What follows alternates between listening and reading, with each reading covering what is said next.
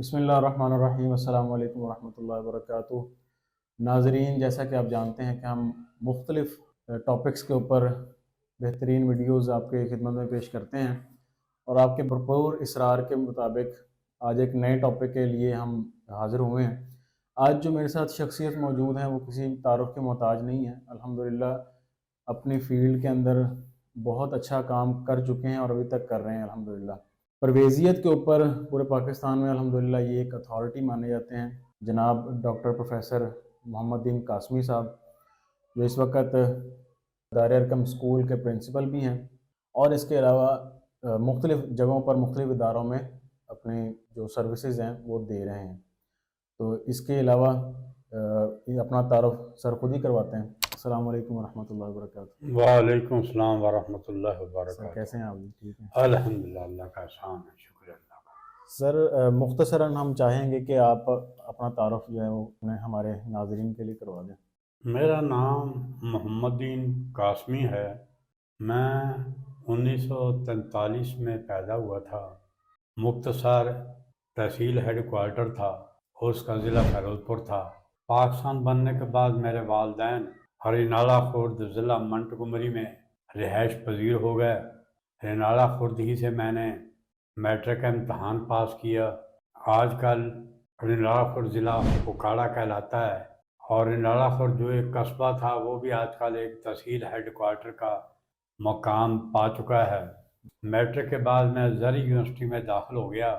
دین کے ساتھ میرا تعلق اس قدر تھا کہ میں کورس کی کتابوں کی نسبت دینی کتابوں کا زیادہ مطالعہ کیا کرتا تھا۔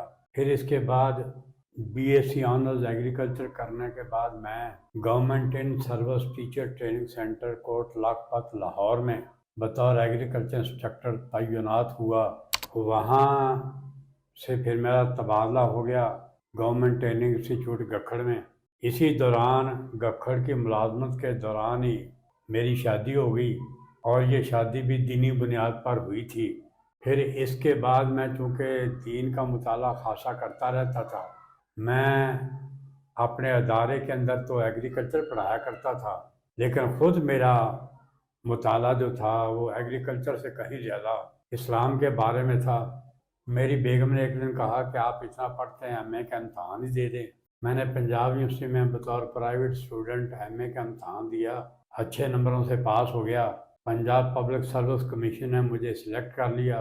اس کے بعد بطور کالج ٹیچر میری پہلی اپائنٹمنٹ گورنمنٹ کالج لیا میں ہوئی۔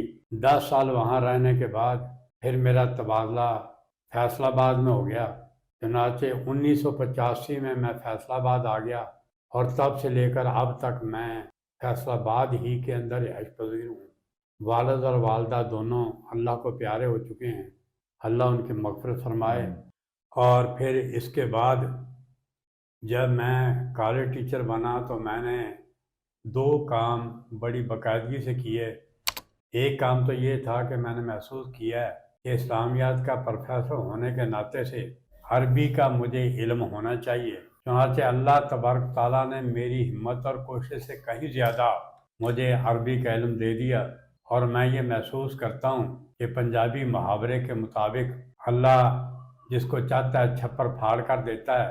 مجھے یہ علم اسی محاورے کے مطابق میری ہمت اور استطاعت سے کہیں زیادہ بڑھ کر مجھے اللہ نے عطا کیا ہے، جس پر میں اللہ تعالیٰ کا شکر گزار ہوں۔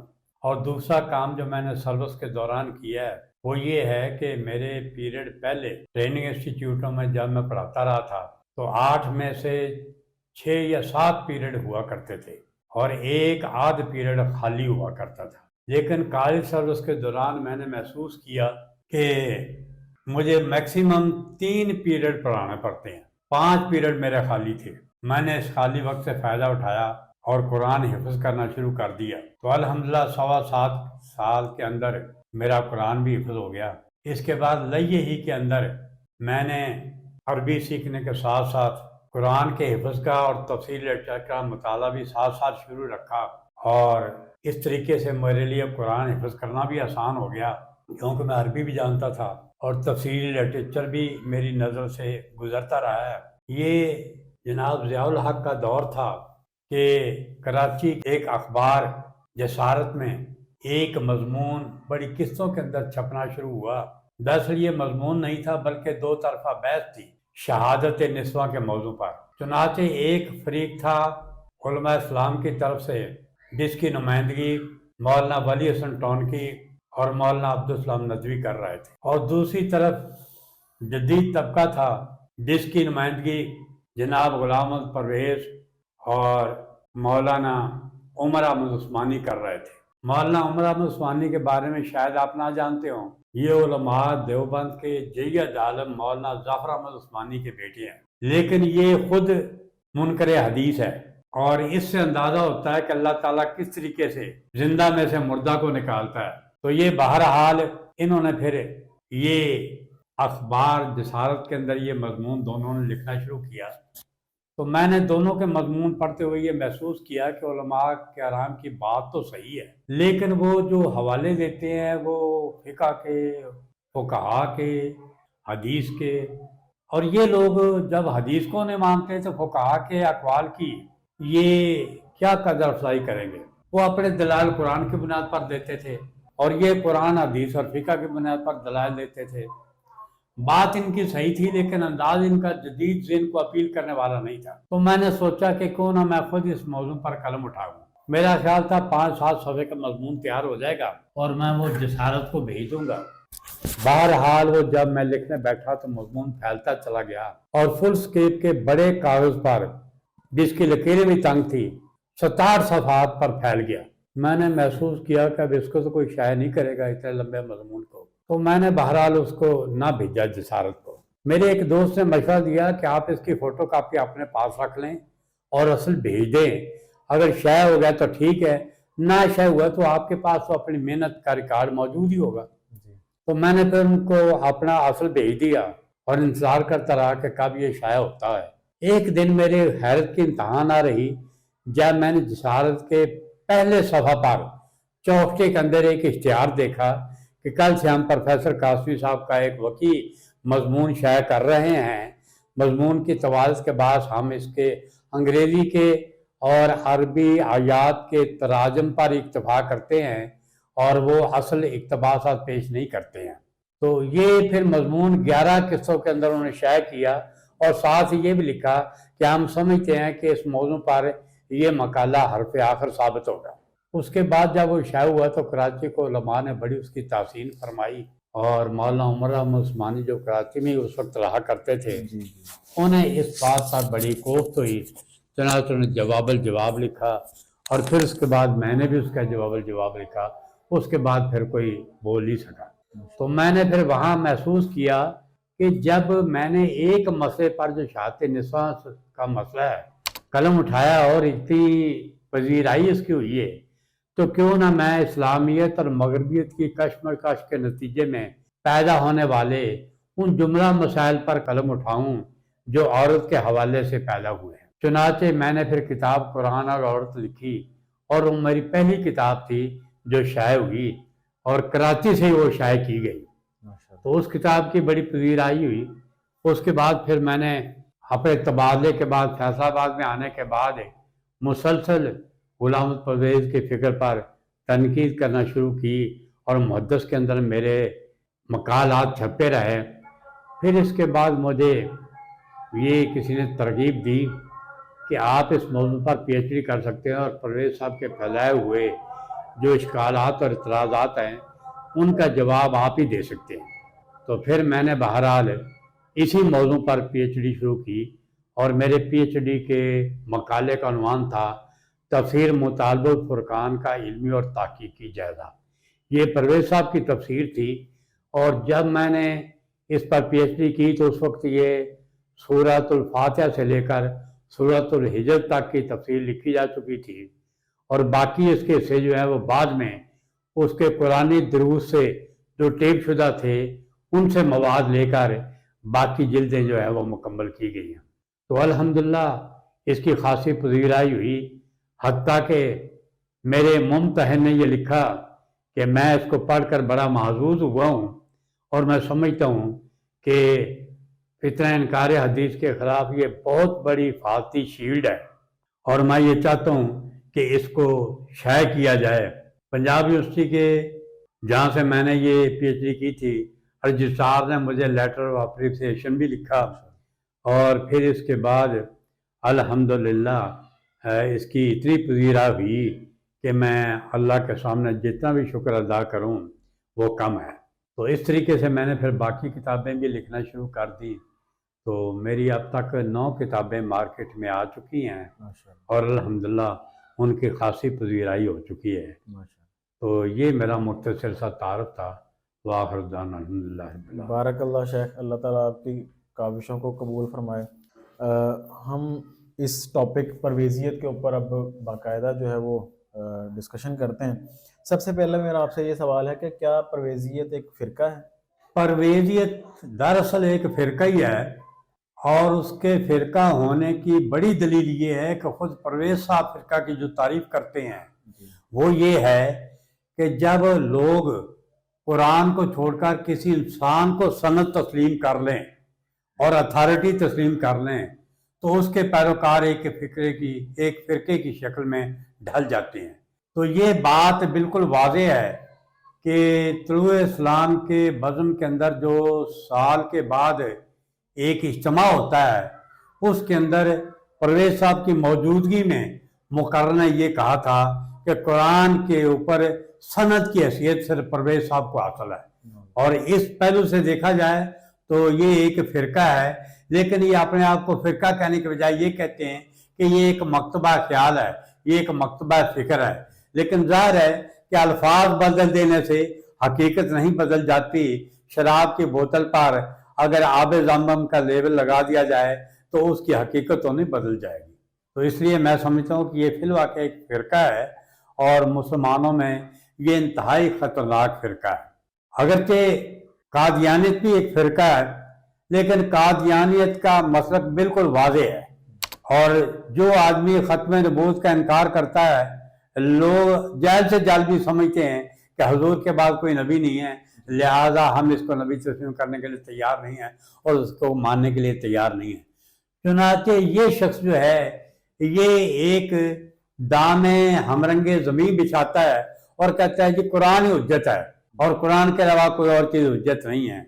इसलिए मिर्ज़ा गुलाम अहमद साहब तो लोगों को नबी अलैहिस्सलाम की इताअत से उखाड़ना चाहते हैं अपनी नबूवत के हवाले से, लेकिन ये लोगों को नबी सल्लल्लाहु अलैहि वसल्लम की इताअत से उखाड़ना चाहता है कुरान का नाम लेकर, कुरान के हवाले से। ये इसका दामे हमरंगे ज़मीन है।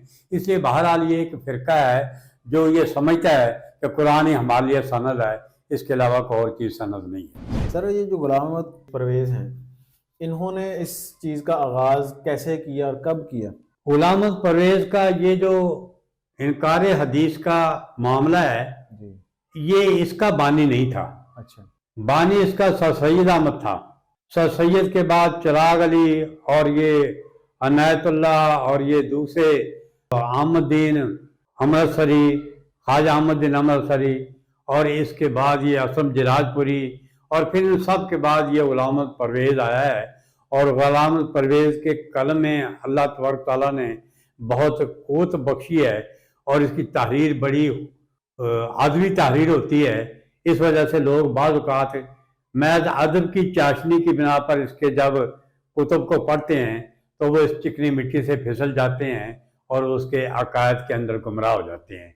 लेकिन बहरहाल इसके बावजूद मैं समझता हूँ कि इसके अकायद गलत थे और कुछ और लोगों ने भी इसका रद्द किया है।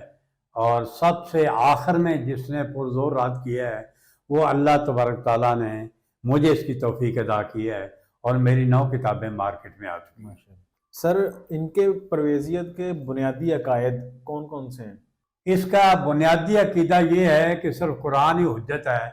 नबी अलैहिस्सलाम का फरमान, आपकी सुन्नत, आपका तर्ज अमल हुज्जत नहीं है, बल्कि सिर्फ अगर हुज्जत है तो वही चीज़ हुज्जत है जो कुरान के अंदर आ गई है, वो खा रसूल सल्लल्लाहु अलैहि वसल्लम के तर्ज अमल के मुतल्लिक़ हो या कुछ और हो। लेकिन फिर वाकई ये कुरान का नाम लेते हुए कुरान की तारीफ़ करता है और कुरान के अल्फाज के अंदर वो मानी दाखिल करता है जो किसी अरबी ज़ुबान को समझ ना आने वाले हों। और अगर ये अपनी कुरान फहमी के लिए एक नई लुगत तैयार करता है تو وہ لغت بھی ایسی ہے کہ آج کوئی عرب بھی اگر اس کا معنی وہ محسوس کرے جو یہ لغت کے اندر پیش کرتا ہے تو وہ بھی اس معنی کو جاننے کے لیے تیار نہیں ہے۔ لہٰذا اس کا جو اصل عقیدہ ہے وہ تو یہی ہے کہ قرآن ہی ہمارے لیے کافی ہے، لیکن قرآن کے کافی ہونے کا معنی یہ نہیں ہے کہ قرآن کے الفاظ کو قرآن کی حیثیت سے ہی دیکھا جائے، بلکہ قرآن جو چیز ہے وہ الفاظ پر مشتمل ہے، اور عمل کے لیے جو چیز ضروری ہے وہ الفاظ قرآن نہیں بلکہ اس کے معنی ہیں، اور جب معنی اس کے بدل دیے جاتے ہیں تو پھر وہ قرآن کے اتباع نہیں رہتا۔ اس لیے یہ نام تو قرآن کا لیتا ہے لیکن اصل میں یہ اتباع اس چیز کا کرتا ہے، اس معنی کا کرتا ہے جو قرآن کے گلے میں مر دیے جاتے ہیں۔ تو اس لیے یہ شخص، اس کا پہلا عقیدہ تو یہ ہے کہ یہ قرآن ہی کافی ہے۔ دوسرا عقیدہ اس کا یہ ہے کہ نبی علیہ الصلوۃ والسلام کی حیثیت قرآن پہنچا دینے کی حد تک کی رسول کی حیثیت تھی، اور قرآن پہنچا دینے کے بعد آپ ایک عام انسانوں کی طرح انسان ہیں، اور آپ کی حیثیت رسالت ختم ہو جاتی ہے قرآن پہنچا دینے کے بعد۔ اللہ نے آپ کو رسول قرار دیا ہے، اور رسول پیغمبر کو ہی کہتے ہیں، اور پھر اللہ نے آپ کو یہ بھی کہا ہے کہ وما علیک الا البلاغ، آپ کے ذمہ صرف پہنچا دینا ہے۔ لہذا ان کا کام صرف پہنچا دینا تھا، اور پہنچا دینے کے بعد ان کی حیثیت رسالت ختم ہو جاتی ہے۔ پھر اس کے بعد آپ نے جو کچھ بھی کیا ہے وہ رسول کی حیثیت سے نہیں کیا بلکہ وہ ایک عام انسان کی حیثیت سے کیا ہے۔ اس لیے آپ کی سنت، آپ کا طرز عمل ہے وہ ہمارے لیے حجت نہیں ہے، کیونکہ وہ عام انسان کا طرز عمل ہے۔ تو یہ ان کا دوسرا عقیدہ ہے۔ ان کا تیسرا عقیدہ یہ ہے کہ معجزات جو ہیں یہ اللہ کے قانون کے خلاف ہیں۔ یہ کہنا کہ آگ جو ہے وہ اپنی تاثیر کھو چکی، تو یہ چیز قرآن کے جو طبی قوانین ہیں جن کو قرآن سنت اللہ کہتا ہے تو یہ اس کے خلاف ہے، حالانکہ سنت اللہ کا وہ معنی ہے ہی نہیں جو یہ بیان کرتا ہے۔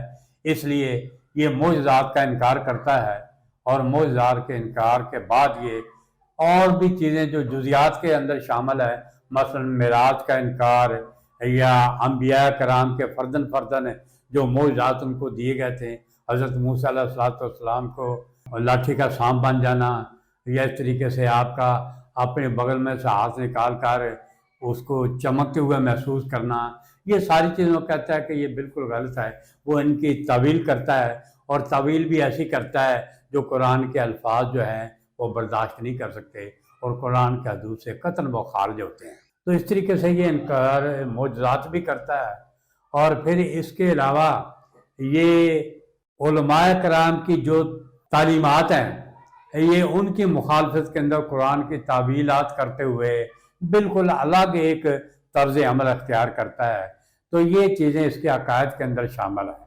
باقی اس کے نظریات کے اندر یہ بات بھی شامل ہے کہ اللہ تبارک تعالیٰ نے جہاں جہاں قرآن کریم کے اندر اللہ رسول کا ذکر کیا ہے تو اس سے مراد اللہ کی ذات نہیں ہے جس نے جو خالق کائنات ہے، جو خالق سماوات و ارض ہے، بلکہ اس سے مراد اور چیز ہے۔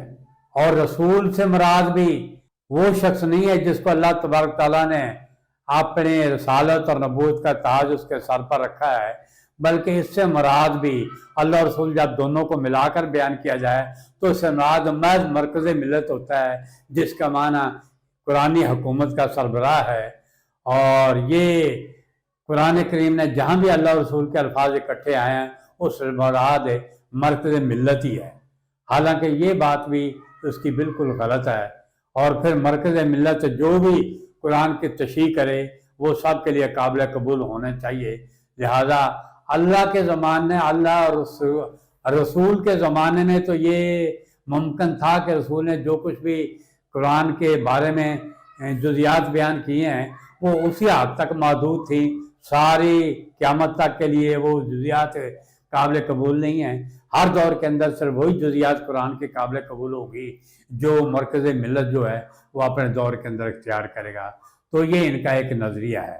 دوسرا نظریہ یہ ہے کہ چونکہ یہ اللہ اور رسول مرکز ملت ہے، لہذا اس کا تبھی نتیجہ یہ نکلتا ہے کہ اللہ اور رسول جو ہیں وہ تنقید سے بالا تر ہیں، لہذا کسی حکمران پر تنقید نہیں کی جا سکتی۔ اس کے بعد ایک ان کا نظریہ یہ بھی ہے کہ قرآن کریم نے جو معاشی نظام دیا ہے اس کو کوئی نہ فقر قرآن سمجھ سکا، نہ کوئی محدث سمجھ سکا، نہ کوئی عالم سیار و تاریخ میں سے کوئی سمجھ سکا، نہ کوئی فقیر سمجھ سکا، نہ کوئی مجتہد سمجھ سکا۔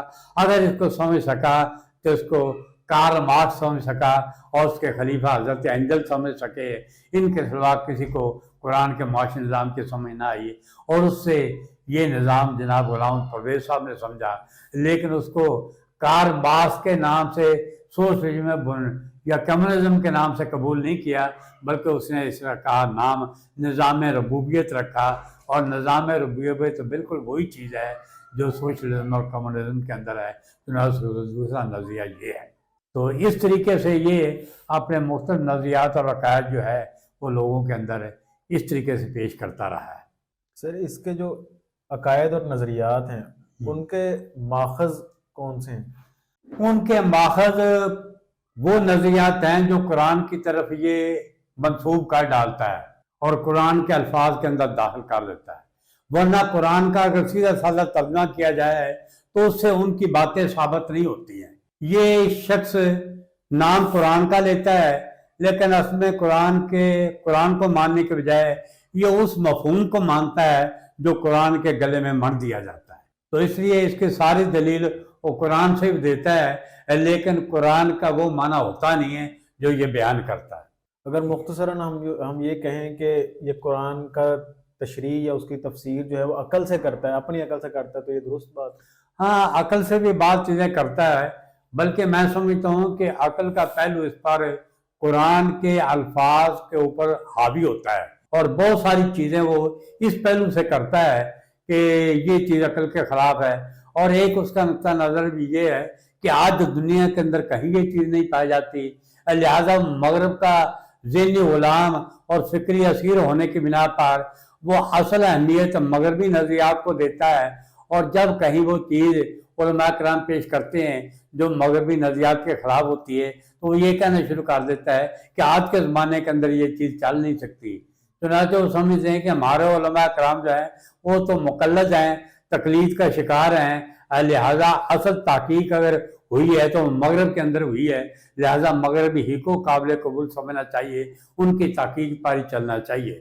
یہ اس کا نقطہ نظر ہے، لیکن فی الواقع اس کا یہ معنی نہیں ہے کہ جناب پرویز صاحب تقلید کے خلاف ہیں، بلکہ فی الواقع وہ اگر تقلید کے خلاف ہیں تو امام ابو حنیفہ، امام مالک، امام شافعی، امام محمد بن حنبل، داؤد ظاہری یا اس قسم کے فقہاء و مجتہدین کے تقلید کے خلاف ہیں، لیکن رہا کارل مارکس، رہا اینجل، رہا بروکلمان، رہا وہ مغربی مفکرین میں سے کوئی اور مفکر گولڈ زہر، شاخت، ان کی تقلید پر وہ پورا جمع ہوا ہے، اور بہت ساری باتیں انہوں نے ان سے لے کر اپنی کتابوں کے اندر بیان کی۔ تو اس لیے یہ کہنا کہ یہ ایک آزاد مجتہد ہے، یہ بات صحیح نہیں ہے، بلکہ یہ مقلد ہے، اور مقلد بھی مسلمان فقہاء مجتہدین کا نہیں بلکہ مغربی فقہاء مجتہدین کا ہے، جو اپنی تہذیب کے مطابق اجتہاد کرتے ہیں، اور اس کے مطابق وہ خدا کو نہیں مانتے، رسول کو نہیں مانتے، اور جو ان کے اپنے نظریات ہیں مغربی تہذیب کے، انہی نظریات کی بنیاد پر وہ تحقیق کرتے رہتے ہیں، اور اسی تحقیق کو جناب پرویز صاحب اصل تحقیق مانتے ہیں۔ سر کیا یہ کہنا بھی درست ہوگا کہ جس طرح سے غلام احمد قادیانی یا سر سید احمد خان یا جاوید احمد غامدی اور یہ پرویزی، اگر یہ ہم کہیں کہ یہ مغرب کے حامی تھے تجدید اسلام کے لیے، تو یہ کیا بات یہ بھی درست ہے؟ ان کے لیے تجدید اسلام کا لفظ استعمال کرنا بجائے خود غلط ہے۔ یہ مجددین اسلام نہیں ہے بلکہ متجددین اسلام ہے۔ یہ تجدید نہیں کرتے بلکہ یہ تجدد کرتے ہیں، اور تجدد اسی بنیاد پر ہوتا ہے کہ جو تہذیب غالب ہو اس تہذیب کے مطابق آدمی ذہنی فکری کا اسیر ہو کر عمل کرنا شروع کر دے اور اسی کے مطابق نظریات پیش کرنا شروع کر دے۔ اس لیے ان کو آج کے دور کے اندر متجددین کہنا زیادہ بہتر ہے۔ سر اگلا سوال میرا آپ سے یہ ہے کہ عام جو سادہ لوگ مسلمان ہیں ان کے اندر یہ اپنے عقائد کو کس طرح سے پھیلاتے ہیں؟ یہ اپنے عقائد کو پھیلانے کے لیے جب پرویز صاحب زندہ تھے تو اس وقت تو وہ 10 ٹیپ کیا کرتے تھے، اور یہ ٹیپ جو ہے یہ مختلف علاقوں کے اندر اور مختلف شہروں کے اندر بھیج دی جاتی، وہاں لوگ اکٹھے ہو کر اس ٹیپ کو سنا کرتے تھے۔ ایک تو ان کا طریقہ یہ تھا۔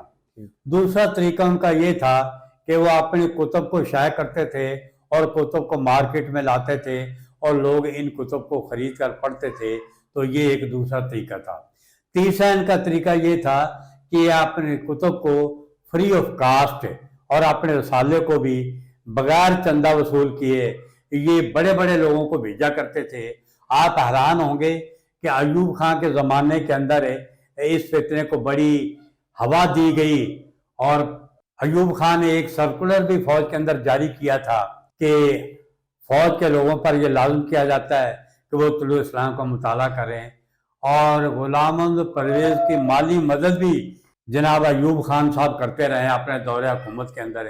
تو ان کا دوسرا طریقہ تو یہ ہے، اور تیسرا طریقہ ان کا یہ ہے کہ آپ نے، بلکہ یہ دوسرے طریقے کا ایک تسلسل ہے کہ یہ اپنے لٹریچر کو بڑے بڑے جو شخصیتیں ہیں، خواہ وہ سیاسی ہیں، خواہ وہ عدالتی ہیں، خواہ وہ فوجی شخصیتیں ہیں، یہ ان کو اپنا لٹریچر بھیجتے ہیں، اور اس لٹریچر کی بنا پر وہ لوگ ان سے متاثر ہوتے ہیں، اور یہ صحافیوں کے اندر بھی یہ اپنا لٹریچر بھیجتے ہیں۔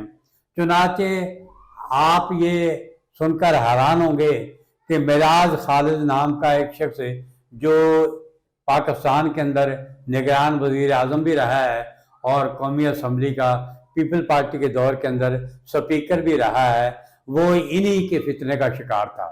اور خود پرویز صاحب جو تھے وہ اس کی اس لیے حمایت کرتے تھے، اور یہ پرویز صاحب کی اس لیے حمایت کرتا تھا کہ پرویز صاحب اسلامی سوشلزم کا نام لیتے تھے، اور یہ کہتا تھا کہ آپ یہ نام تبدیل کر دیں، آپ نظام ربوبیت نام لیں، اگرچہ اسلامی سوشلزم اور نظام ربوبیت ایک ہی چیز ہے، لیکن جب اسلامی سوشلزم کا آپ نام لیتے ہیں تو اس سے لوگوں کے اندر یہ تاثر پیدا ہوتا ہے کہ آپ ایک کفری نظام سوشلزم کو مشرف باسلام کر رہے ہیں۔ چنانچہ اس بنا پر یہ ان سے شاکی رہے ہیں، لیکن بہرحال حمایت یہ ان کی کرتے رہے ہیں۔ فوج کے اندر بھی بہت سارے لوگ جو ہیں وہ ان کے فکر سے متاثر تھے، اور عدلیہ کے اندر بھی کچھ لوگ متاثر تھے، اور آج کل صحافت کے اندر حسن نثار ایک ایسا آدمی ہے جو ان کے فکر سے متاثر ہے۔ تیسرا ان کا طریقہ جو ہے وہ یہ ہے کہ یہ مختلف ادارے قائم کرتے ہیں، اور ان اداروں کی طرف سے یہ لٹریچر کو پرویز صاحب کے نام سے شائع کرنے کے بجائے خیالات وہی ہوتے ہیں، لیکن اور مصنف ان کو بیان کرتے ہیں انہیں خیالات کو، اور پھر وہ لوگوں تک بھیجتے ہیں۔ چنانچہ ان کے کئی رسالے ہیں، تعمیر انسانیت نام کا ایک رسالہ بھی ان کا ہے، طلوع اسلام بھی ان کا ہے، اور بھی ممکن ہے کوئی رسالے ہوں۔ اور چوتھا ان کا طریقہ یہ ہے کہ یہ ایسے ادارے قائم کرنے کے بعد اس کے لٹریچر کو فری آف کاسٹ لوگوں تک بھیجتے ہیں۔ آپ حیران ہوں گے کہ مجھے جب اس ادارے کا پتہ چلا، کراچی میں یہ ادارہ قائم ہے اور اس کا نام تھا خیر خواہ بھائی، تو یہ ادارہ اسی لٹریچر کو شائع کر کے لوگوں تک وہ فری تقسیم کرتا ہے۔ مجھے یاد ہے کہ ایک مرتبہ میں نے ان کو لکھا کہ بھئی میں بھی کوئی دین کا علم حاصل کرنا چاہتا ہوں، آپ مجھے بھی اپنا لٹریچر بھیجیں۔ تو آپ حیران ہوئے کہ انہوں نے 23 کتابیں مجھے بھیجی، اور ان 23 کتابوں میں سے 18 کتابیں میں نے پڑھی، اور 5 کتابیں میں نے اس لیے نہیں پڑھی کہ وہ میں پہلے پڑھ چکا تھا۔ چنانچہ میں نے ان کو لکھا کہ میں نے آپ کی کتابیں پڑھ لی ہیں، آپ مجھے اور کتابیں بھیج دیں۔ چنانچہ انہوں نے کہا کہ اب ہم جو کتابیں بھیجیں گے اس سے پہلے آپ کے بارے میں تحقیق کرنا پسند کریں گے، آپ ہمیں ٹیلی فون نمبر دیں تاکہ ہم تحقیق کر سکیں۔ تو میں سوچ میں پڑ گیا کہ میں کون سا ٹیلی فون دوں، اپنے دفتر کا ٹیلی فون دوں یا اپنے گھر کا ٹیلی فون دوں۔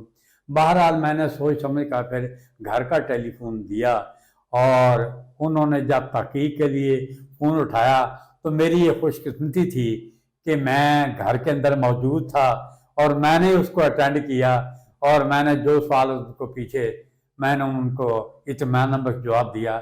چنانچہ انہوں نے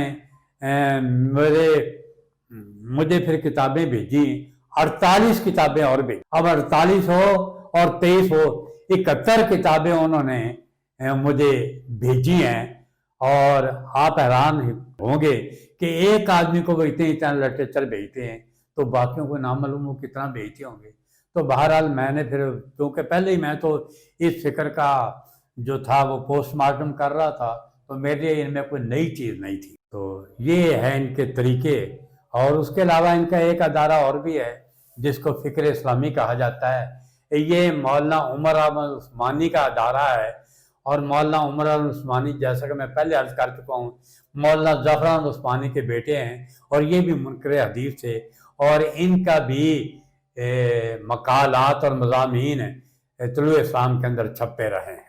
سر آخری سوال میں انشاءاللہ آپ سے کروں گا اور پھر ناظرین سے اجازت چاہیں گے. ہمارے جو نوجوان ہیں اس وقت ان کے اندر مطالعے کا شوق نہیں پایا جاتا. ایک بڑی وجہ یہ بھی ہے کہ جس وجہ سے وہ ان چیزوں کے اندر ملوث ہو جاتے ہیں اور ان لوگوں کے بارے میں کوئی ظاہری کوئی ایسی نشانی بھی نہیں ہے جس کی وجہ سے ہم ان سے بچ سکیں. تو آپ کیا سجیسٹ کرتے ہیں کہ عام لوگ ان سے کس طرح بچ سکتے ہیں یا ان کے لیے کیا علامات پیش کریں گے؟ یہ فتنہ جو ہے یہ دراصل پڑھے لکھے لوگوں کا فتنہ ہے اور پڑھے لکھے لوگوں کی تعداد ملک کے اندر کوئی زیادہ نہیں ہے. اس لیے خال لوگ ہی اس فتنے کا شکار ہیں اور پھر یہ کھل کر اپنے آپ کو ظاہر بھی نہیں کرتے ہیں اور قرآن کے نام پر اپنے آپ کو ظاہر کرتے ہیں. اس لیے میں سمجھتا ہوں کہ اس دور کے اندر اس فتنے کو پنپنے کا کوئی زیادہ موقع نہیں ملا ہے. اور پھر اس کے زیادہ نہ پنپنے کی ایک وجہ سید ابوالعلا مودودی کا وجود بھی تھا. مولانا مودودی نے اس فتنے کے خلاف جو بھی دلائل تھے وہ تفہیم القرآن کے اندر بھی اور اپنے مختلف مقالات کے اندر بھی وہ پیش کیے ہیں اور ان کے بڑے پرزور انداز کے اندر تردید کی ہے. بالخصوص مولانا مودودی کی کتاب سنت کی عینی حیثیت تو اس قابل ہے کہ ہر شخص کو وہ کتاب پڑھنی چاہیے. تو لوگوں کو اس فتنے سے بچانے کے لیے آج کے دور کے اندر جو وسائل ہیں ان کا استعمال بہت ضروری ہے. کتابوں کا اپنا ایک مقام ہے اور کتابیں بھی لکھنی چاہیے لیکن بہرحال آج کے دور کے اندر لوگ اگر کتابوں کے پڑھنے کا رجحان اپنے اندر کم پاتے ہیں تو یہ موبائل کے اوپر اس قسم کے خیالات جو ہیں ان کی تردید کے لیے اگر مواد پیش کیا جائے تو وہ ہر شخص جو ہے وہ سن لیتا ہے. تو میں سمجھتا ہوں کہ آج کے دور کے اندر یہی چیزیں ہونا چاہیے.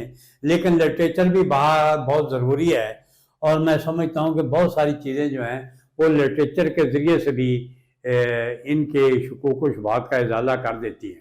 مولانا مودودی کا لٹریچر بھی بہت اچھا ہے اس موضوع پر. اس کے بعد اگر کسی نے تفصیل سے لکھا ہے تو مولانا عبدالرحمن کیلانی ہے.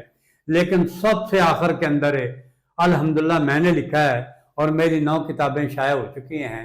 اور یہ بھی میں آپ سے عرض کر دوں کہ میری کتابوں کو پذیرائی بہت زیادہ حاصل ہوئی ہے. حتیٰ کہ بیرون ملک بھی جہاں یہ فتنہ پایا جاتا ہے تو جماعت اسلامی کے لوگوں نے میرا لٹریچر ہی بیرون ملک پہنچایا ہے تاکہ اس فتنے کے اچھے طریقے سے سرکوبی ہو چکے. اور یہ بھی پھر میں آپ سے عرض کر دوں کہ میں نے اگر اس لٹریچر کی تردید کی ہے تو میں نے سرسری طور پر اس کا مطالعہ کر کے تردید نہیں کی. طلوع اسلام سب سے پہلے مئی 1938 میں شائع ہوا تھا اور اقبال کی وفات کے تقریباً 10 دن کے بعد یہ شائع ہوا تھا. 21 اپریل سن 38 کو علامہ اقبال فوت ہوئے تھے اور یہ رسالہ اس کے 10 دن بعد 1 مئی کو یہ شائع ہوا تھا. اور 1 مئی کے رسالے سے لے کر اس کی وفات ہوئی ہے فروری 1985 کے اندر. چنانچہ فروری 1985 کے بعد دسمبر 1986 تک یہ تقریباً اتنا جتنا بھی عرصہ بنتا ہے اس کے اندر طلوع اسلام کی پوری فائل کا میں نے ایک ایک حرف پڑھا ہے. پھر اس کا میں نے اس کی فائل کے شروع کے اندر اشارات لکھے ہیں کہ کون سی چیز نے کہاں لکھی ہے. پھر میں نے ایک رجسٹر بنایا اور اس رجسٹر کے اندر میں نے ہیڈ وائز تقریباً 2,500-3 ہزار اس کے عنوانات ہو گئے جن کے تحت میں نے اس کے مواد کو مضمون وائز اکٹھا کیا. مثلا یتیم پوتی کی وراثت کے متعلق اس نے جہاں کہیں جو کچھ بھی لکھا ہے وہ میں نے اس عنوان کے تحت جمع کر دیا. اب اگر میں یتیم پوتے کے وراثت متعلق کچھ لکھتا ہوں تو سارے اقتباسات میرے سامنے ہوتے ہیں، میں تحریر لکھتا چلا جاتا ہوں اور ان اقتباسات کو ان کے اندر سمجھتا چلا جاتا ہوں۔ اس طریقے سے میں نے اگر پرویز کے خلاف لکھا ہے تو سرسری مطالعے کے بعد نہیں لکھا، میں نے اس کی کتابوں کو پڑھا ہے، طلوع اسلام کے پورے لٹریچر کو پڑھا ہے، حتیٰ کہ اس کے مرنے کے بعد بھی 2.25 سال بعد تک میں اس کا لٹریچر پڑھتا رہا ہوں، اس کے بعد پھر بھی میں اس کا لٹریچر منگاتا رہا ہوں، لیکن بہرحال اس کے بعد پھر کوئی نئی چیز انہوں نے پیش نہیں کی، بلکہ پرویز ہی کے خیالات کا احاطہ تھا جس کو میں الفاظ کو بدل بدل کر وہی چیز پیش کی جاتی تھی۔ اس کے بعد پھر میں نے اس لٹریچر کو پڑھنا بند کر دیا اور پرویز صاحب کی تردید میں نے پرویز صاحب ہی کے دلائل کی بنیاد پر کی ہے۔ اور سچی بات یہ ہے کہ بعض لوگ یہ کہتے سمجھ گئے ہیں کہ قاسمی صاحب نے پرویز صاحب کی جوتی ہی پرویز صاحب کے سر پر دے ماری ہے۔ سر جیسا کہ ماشاءاللہ آپ نے 9 کتابیں بھی لکھ دی ہیں، مختلف مسائل کے اندر تحریرات بھی لکھی جاتی ہیں، اور یہ بھی چیز واضح ہے کہ ان تک بھی تو پہنچتے ہوں گی نا، جو اس وقت پرویزی لوگ موجود ہیں ان تک بھی یہ آپ کی کاوشیں پہنچتے ہوں گی، تو آپ کو اس تناظر میں کوئی تھریڈ کا سامنا کرنا پڑا ہو یا کوئی آپ کو اس طرح کی چیزیں، کچھ لوگ آپ کے پاس آئے ہوں؟ کچھ لوگ میرے پاس آئے تھے، بلکہ بھیجے گئے تھے۔ وہ ان کی عادت تھی، جہاں کے فیصل آباد کے ہیں وہ چند نوجوان ہیں، ان کی عادت تھی کہ وہ اس مساجد میں جا کر مولوی صاحب سے سوالات کیا جاتے تھے، اور مولوی صاحب بیچارے اس فتنے سے آگاہ نہیں تھے، تو یہ جب کوئی پھسپھسا سا جواب ان کی طرف سے ملتا تھا تو یہ اس کا مذاق اڑاتے تھے اور اس کے اوپر فکرے کرتے تھے، کہتے تھے آج تو ہم نے بڑا فن انجوائے کیا ہے مول صاحب کو پریشان کر کے۔ تو وہاں اتفاق سے ایک مسجد کے اندر ہے، مجھے بھی جاننے والا ایک آدمی بیٹھا تھا، اس نے کہا کہ آپ یہ جو سوالات کرتے ہیں یہ واقعی آپ سمجھنے کی خاطر کرتے ہیں یا کسی کو زج کرنے کے لیے کرتے ہیں؟ تو یہ تو نہیں کہہ سکتے تھے کہ ہم زج کرنے کے لیے کرتے ہیں، انہوں نے کہا کہ جی ہم سمجھنے کے لیے کرتے ہیں۔ انہوں نے کہا کہ پھر ہم آپ کو ایک ایسی شخصیت کا پتہ دیتے ہیں جس کے پاس جائیں گے آپ تو آپ کے سارے اشکالات جو وہ حل کریں گے۔ انہوں نے پھر میرا ایڈریس دے دیا، 3 4 یا 5 آدمی تھے، وہ میرے گھر آئے، اور میرے گھر آنے کے بعد انہوں نے کہا کہ سر ہم آپ سے کچھ سوالات کرنا چاہتے ہیں، تو ہم ان کا جواب چاہتے ہیں تاکہ ہم اپنے اشکالات کو اپنے ذہن سے دور کر سکیں۔ میں نے کہا فرمائیے کون سے آپ کے اشکالات ہیں؟ لیکن جی اشکالات سے پیش کرنے سے پہلے ہم یہ چاہتے ہیں کہ آپ قرآن کی حد تک رہیں گے، قرآن سے باہر نہیں جائیں گے۔ میں نے کہا ٹھیک ہے ہم قرآن کی حد تک رہیں گے، لیکن یہاں ایک سوال پیدا ہوتا ہے کہ قرآن کی ایک آیت کا ترجمہ میں کروں، ایک ترجمہ آپ کریں، تو پھر ترجمہ آپ کا قبول کیا جائے گا یا میرا قبول کیا جائے گا؟ کہنے لگے جی نہ آپ کا قبول کیا جائے گا نہ ہمارا قبول کیا جائے گا، ترجمہ تو وہ ہوگا جو پرویز صاحب کا قبول کیا جائے گا۔ میں نے کہا کہ اچھا چلو یہی بات مان لیتے ہیں، لیکن اگر پرویز صاحب نے ایک مقام پر ترجمہ کچھ اور کیا ہو اور دوسرے مقام پر اس کا مفہوم کچھ اور کیا ہو تو آپ اس کے پہلے مفہوم کو مانیں گے یا دوسرے مفہوم کو مانیں گے؟ کہنے لگے کہ یہ تو ممکن ہی نہیں ہے، کیونکہ جس طرح قرآن میں اختلاف نہیں ہے اس طرح پرویز صاحب کے ترجمے اور مفہوم کے اندر بھی کوئی اختلاف نہیں ہو سکتا۔ میں نے کہا پھر آپ اپنے اشکالات رہنے دیں، پہلے اسی بات پر فیصلہ ہو جائے کہ پرویز صاحب کے تراجم کے اندر فرق پایا جاتا ہے یا نہیں پایا جاتا۔ چنانچہ جب میں نے کوئی 10-12 مثالیں ان کے سامنے پیش کی جس میں آیات کے مختلف تراجم مختلف مفاہیم بیان کیے تھے تو وہ تو سر پکڑ کر بیٹھ گئے، کہنے لگے کہ ہم تو سمجھتے تھے کہ یہ شخص کبھی دوغلا پن اختیار نہیں کرتا ہے، لیکن آج ہمیں اندازہ ہوا ہے کہ اس شخص نے کہیں کچھ ترجمہ کیا ہے کہیں کچھ ترجمہ کیا۔ میں نے کہا اب آپ اپنے فرمائیے کیا آپ کے اشکالات ہیں؟ انہوں نے پھر 2-3 اشکالات پیش کیے جن کا میں نے تسلی بخش جواب دیا اور پھر وہ چلے گئے، لیکن اس دوران کے اندر وہ بار بار الجھتے رہے اور میں خاموشی کے ساتھ ان کی بات سننے کے بعد بڑے تحمل کے ساتھ ان کو جواب دیتا رہا اور پھر وہ مطمئن ہو کر چلے گئے۔ اس کے بعد پھر میرا خیال ہے کہ انہیں کسی عالم کے گھر میں جا کر یا اس کی مسجد میں جا کر اس کو تنگ نہیں کیا ہوگا۔ ماشاءاللہ۔ تو یہاں پر ہم اپنے اس سیشن کا اختتام کرتے ہیں۔ ناظرین، ہر دور کے اندر جہاں کہیں بھی اسلام کو کسی فتنے کا سامنا کرنا پڑتا ہے تو اس کے لیے اللہ رب العزت اپنے کچھ مجاہد جو تیار کر دیتے ہیں اس دور میں، جو اس کا سامنا کرتے ہیں اور اسلام کا دفاع کرتے ہیں۔ ہمارے ڈاکٹر محمد الدین قاسمی صاحب ان مجاہدین میں سے ایک ہیں جو اسلام کے عقائد اور نظریات کا دفاع کرتے ہیں مختلف فتنوں میں، جس میں سے ایک پرویزیت بھی ہے۔ ہماری دعا ہے کہ اللہ رب العزت ایسے شخصیات کو، ایسے مجاہدین کو تادیر قائم رکھے، اور ان کی جو محنت ہے اللہ تعالیٰ اس میں اتنی برکت دے کہ لوگوں کے اندر ان کی ان محنتوں کی وجہ سے خیر پھیلے، اور اللہ رب العزت ان سب سے راضی بھی ہو اور ان کے اس کاوشوں کو قبول بھی فرمائے۔ تو آپ سب سے بھی یہی گزارش ہے کہ آپ لوگ دین اسلام کو سمجھنے کے لیے قرآن اور سنت کے اوپر عمل کریں اور اس کو سمجھیں، اور اس کے لیے آپ قرآن کو پڑھیں، حدیث کو پڑھیں اور علماء کے ساتھ رابطے میں رہیں، تاکہ اللہ رب العزت آپ کو ہر قسم کے فتنے سے محفوظ فرمائے۔